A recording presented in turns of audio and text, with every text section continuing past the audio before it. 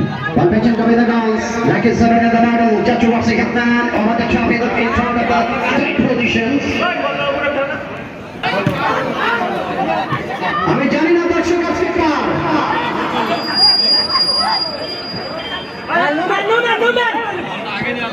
আমি জানি না আজকে দর্শক কার রংপুরে তামাক পাতার পক্ষে নাকি গণিতগঞ্জের রসনালয়ের পক্ষে